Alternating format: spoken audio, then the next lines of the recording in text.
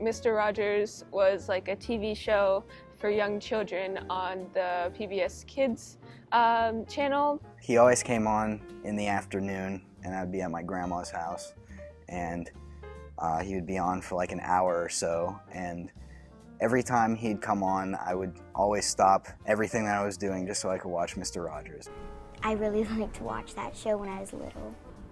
My favorite moment is when the trolley comes by and then he says hello and then it leaves and then you're like waiting for it to come back at the end of the show. So that was always my favorite moment.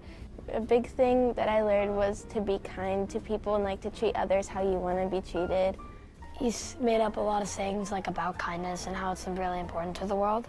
I think he said that the first step to being kind is to be kind, and the second step to being kind is being kind, and the third step to being kind is being kind. He always says, I like you just the way you are. If from a young age you were taught to be kind, as an adult you're kind.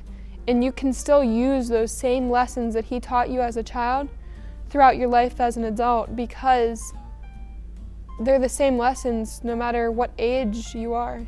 A lot of the emphasis that was on Mr. Rogers' Neighborhood that Fred Rogers talked about was the importance of being a good neighbor. And yeah, being a good neighbor has some like literal meanings, but what he tried to get to more was that neighbors are people that help each other.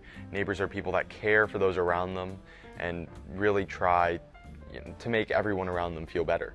A lot of people learned from that show to be super nice to others. Just to treat other people like the way that you want to be treated, no matter like what their race is or how less fortunate or more fortunate they are. Even just a smile is a great way to make a person's day a lot better, and he always made my Saturdays a great day. Fred Rogers had a special way of putting things. He was very direct. He talked in a way to where kids could understand, but his messages were also very inspirational for adults, and with them it really sunk in. It gave them the opportunity to teach your kids as well. My favorite episode was probably whenever Daniel Tiger was talking about like the assassination of Robert Kennedy, just because of how he like expressed everything that was happening. What does assassination mean?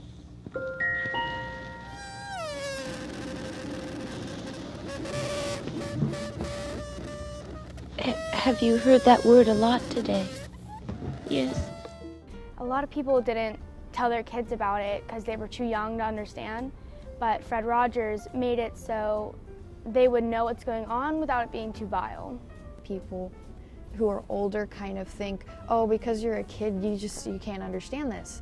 But I feel like sometimes they need to know and they need to learn. Death and divorce, those are hard topics to talk to a 5-year-old about in the way to describe it that they understand. And he just wanted to get to the point where kids could understand what adults understand. It's really important for children to know Fred Rogers and know his lessons because it can help people be better people. You see in a lot of other kids' programs, they don't ever really interact with the kids, there's always their own plot going on or something. But Mr. Rogers always talks directly to the audience, and it feels like he's really talking to me. I think Mr. Rogers was trying to teach children how to utilize their creativity and their individuality. It was also about learning how to accept yourself and learning how to be creative, and all these skills that a lot of other kids shows don't talk about but are equally important. Have you ever done anything mean to yourself? Well, it's very important to look inside yourself and find that loving part of you.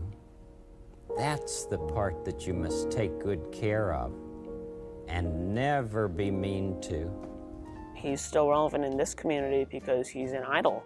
He stood his studio here at QED, and he made a massive impact on the Pittsburgh community. He is probably one of the best role models, if not the best, because of everything he's done for Pittsburgh, or not just Pittsburgh, but the entire world for that matter, or anyone that's watched him. He doesn't have to be Superman. He doesn't have to be any kind of superhero. He is a superhero. He doesn't wear a cape. He wears a sweater. It's good to remember him even though he's gone because he taught some big lessons. Actually, a few days ago we had Grief and Awareness Day, and his lessons were brought up to talk about how it was okay to grieve, and we actually played a short clip of his episodes talking about it. The lessons just teach you to, just try to look on the better side of things, and everything will end up fine, because sometimes something that you feel right now is like terrible can be fine in the next few months. He was a kind person and he was caring for people and he made people happy. And I think what he'd say if he was here today is that everyone can try to do something to make the world just a little bit kinder. Everyone can be more like Fred Rogers by doing simple acts of kindness. Fred Rogers was an ordinary man, so just by doing regular acts of kindness, you can, be like Fred Rogers.